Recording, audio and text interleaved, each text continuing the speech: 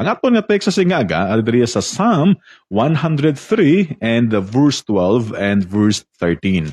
Now, kung may mga Bible ka mo doon, palublalan tayo yung mga Biblia, kaya aton ini nga tagaan sa pagtamod ng ini nga passage, no? Psalm 103, verses 12 and verse number 13.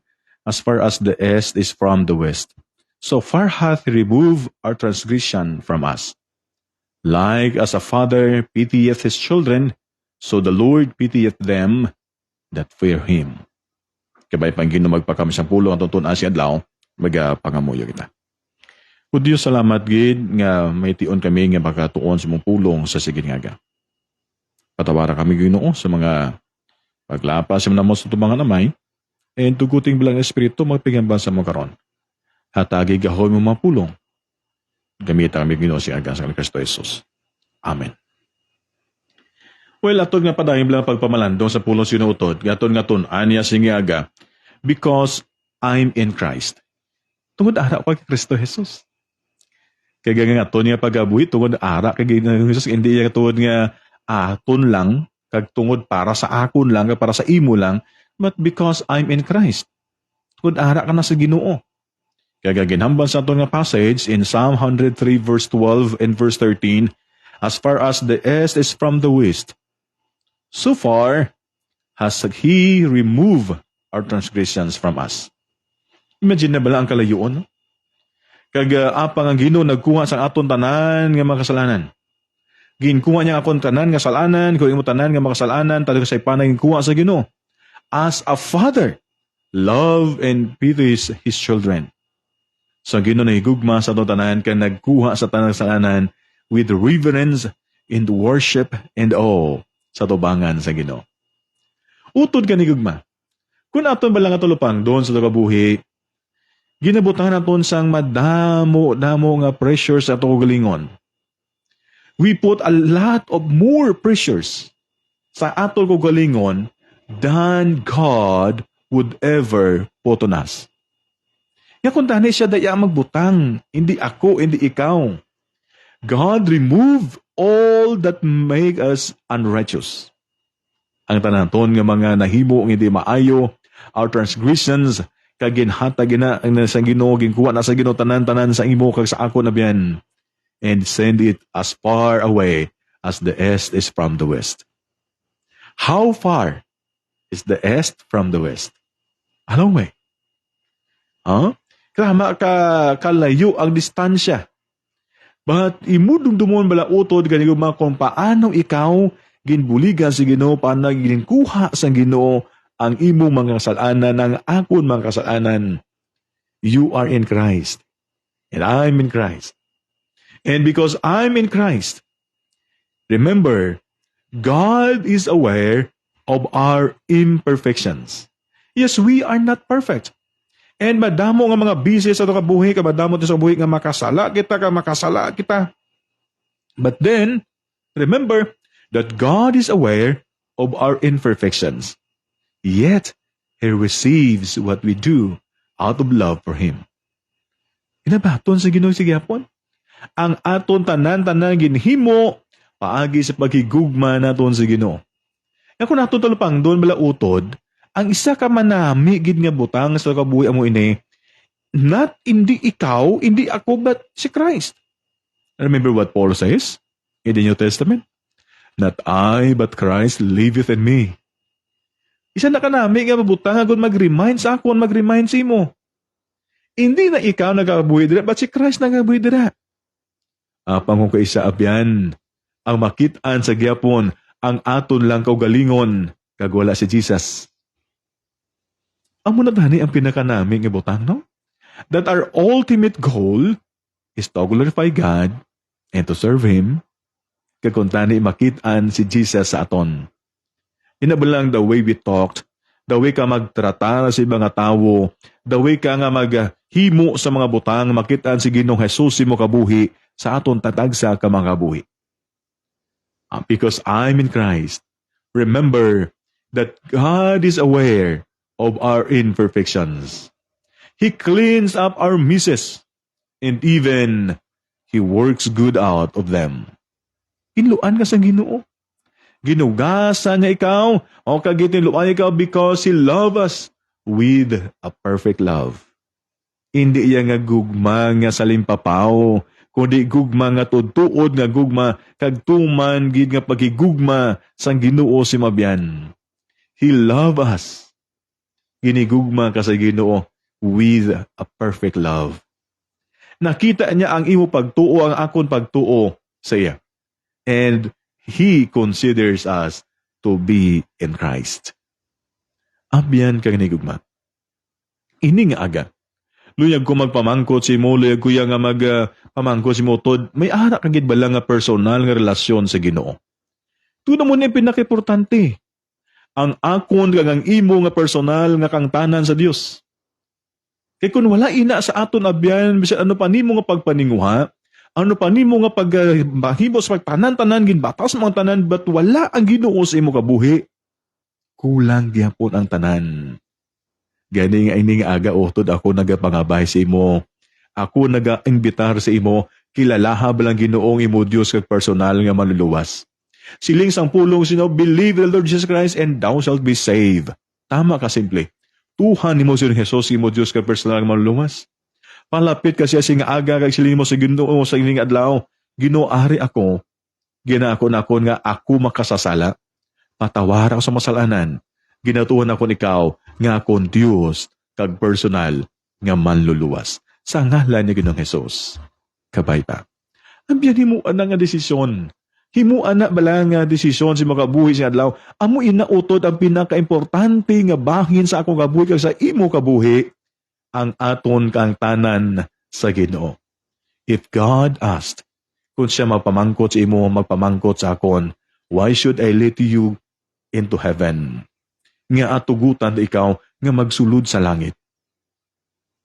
Ano yan imo nga sabat? Ano ang imo irason? Kung maghambal lang si mo, why? Why should I let you into heaven? Anong imo mangin sabat? Kay butanan ako, kay gabulig ko sa mga imol, gahimo ko sa tanan nga hindi nga butang, kay tungod ginahimo na ako ng tanan nga kasuguan, then I will go to heaven? The only right answer is because I'm in Christ. Because I'm in Christ, then I will go to heaven.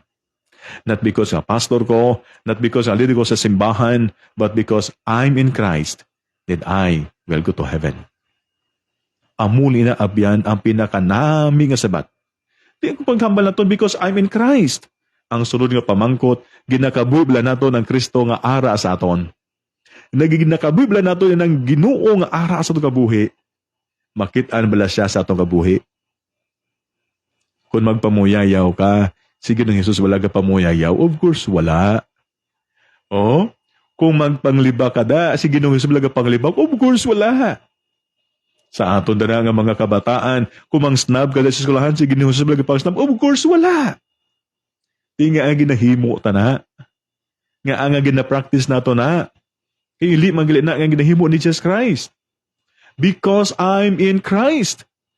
And I will live in Christ likeness. Kag dapat tani ikaw, ako, kita tanan amo nang aton paghimuon nga magakabuhi kita nga makitaan si Kristo Jesus sa aton tatagsa ka mga buhi. If God asked, kung mamangkot na Ginoo sa aton, why should I answer your prayers? Nga asabton ko imo pangamuyo. Kaya magsiling ka tungod nga lawig-lawig akong pangamuyo. Tungod nga grabing pagpangamuyo na ako, dapat masabat ang pangamuyo. Hindi. The right answer is, because I'm in Christ.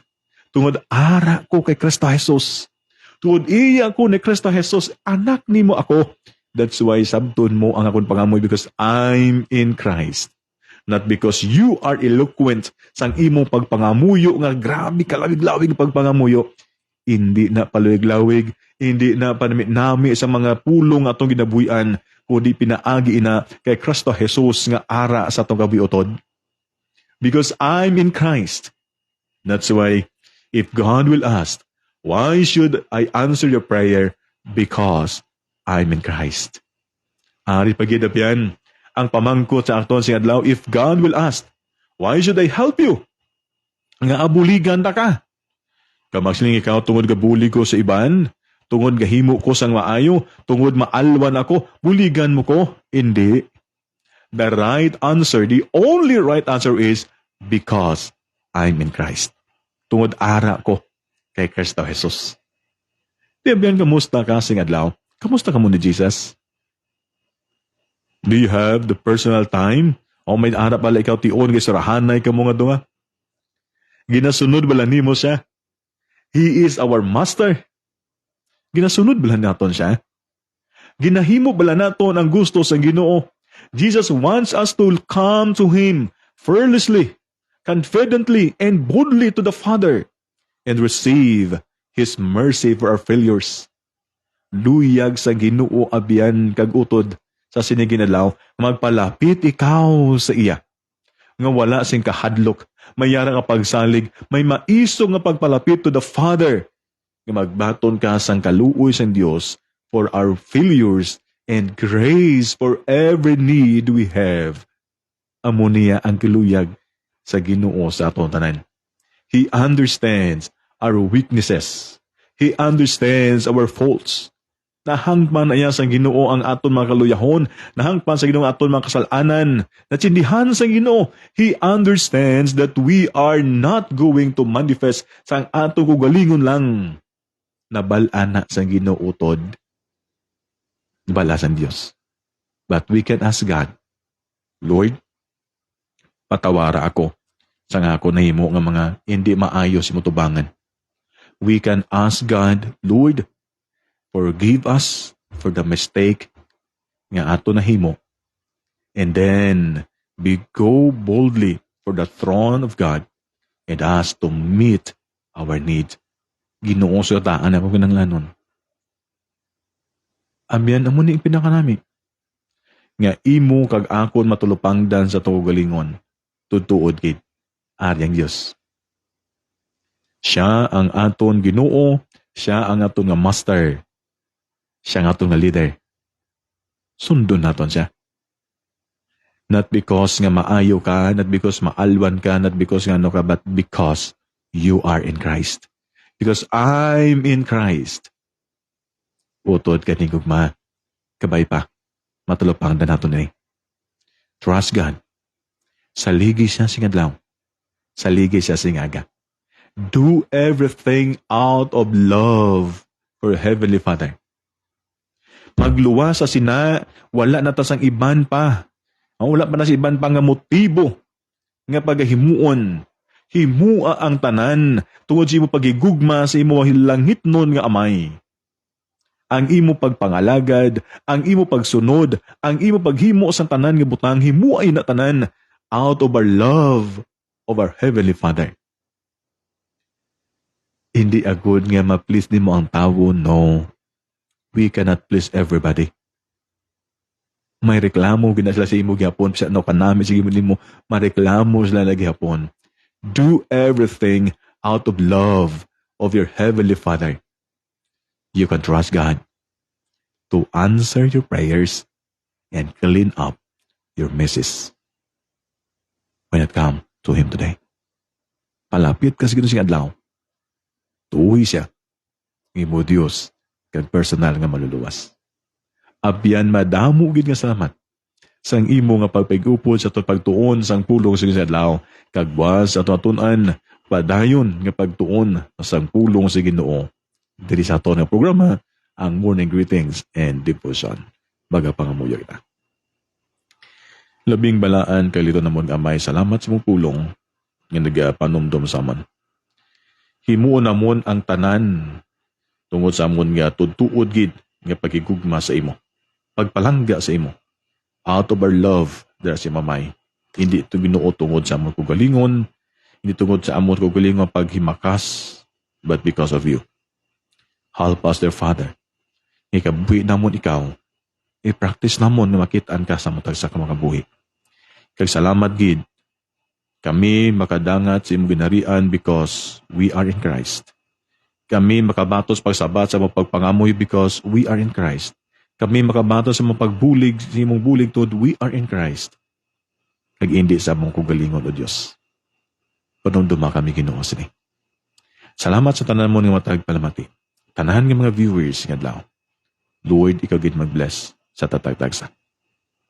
Kabay pa o Diyos, imong pulong, magpangita sa ulot sa among tagsa kapatipusos yan lang, sa ngalan sa maluluwa si Kristo Jesus. Amen and amen. Mga utod, madamog yung salamat sa pagpipot sa atong singaga.